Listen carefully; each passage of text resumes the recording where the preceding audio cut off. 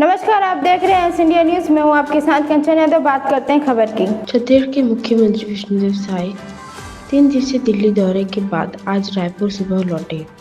दौरे के दौरान उन्होंने प्रधानमंत्री नरेंद्र मोदी, गृह मंत्री अमित शाह समेत कई वरिष्ठ नेताओं से मुलाकात की। छत्तीसगढ़ सदन में सांसदों को भोज दिया और केंद्रीय मंत्री दोपहर साहू के निवास पर भी शामिल हुए। इस दौरान विजन अंजोर 2047 राजस्व और आगामी 6 माह के कार्यक्रमों पर चर्चा हुई।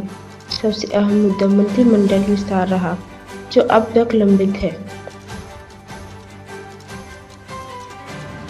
अभी दिल्ली प्रवास था और आज ही लौट रहे हैं और इस दौरान हमारे देश के यशस्वी प्रधानमंत्री आदरणीय श्री नरेंद्र मोदी जी से मुलाकात हुई और इस साल हमारे छत्तीसगढ़ निर्माण का रजत जयंती वर्ष है। 25 वर्ष पूरे हुए हैं, तो इसको हम लोग अमृत रजत महोत्सव के रूप में मनाएंगे, जो कि 25 सप्ताह तक चलने वाला है। 15 अगस्त से लेकर 31 मार्च 2026 तक रजत जयंती अमृत रजत महोत्सव मनाएंगे और इसके लिए हमने माननीय प्रधानमंत्री जी को छत्तीसगढ़ की तरफ से आमंत्रित किया है और उन्होंने सहमति दी है।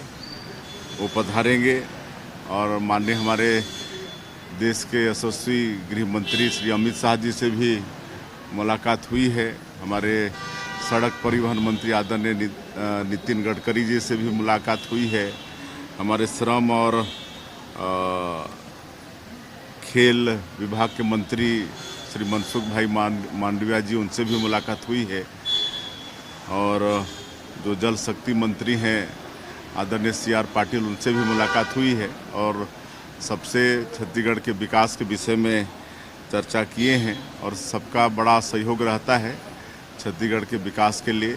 और माननीय गडकरी जी ने आने वाले समय में करीब 7,000 करोड़ रुपए के कामों की सहमति दी है। उतना का आने वाले समय में वो स्वीकृति करने वाले हैं। और जो हमारे खेल मंत्री हैं और श्रम रोजगार मंत्री भी हैं मनसुख भाई मंडाविया जी, उन्होंने जो बस्तर में हम लोग बस्तर ओलंपिक खेल प्रारंभ किए हैं, उसको खेलो इंडिया ट्राइबल गेम्स के रूप में आयोजित करने का आश्वासन दिए हैं और बड़ा रूप और होगा, जिसमें पूरे देश भर के खिलाड़ी उसमें आएंगे तो एक नई पहचान बस्तर ओलंपिक को मिलेगा।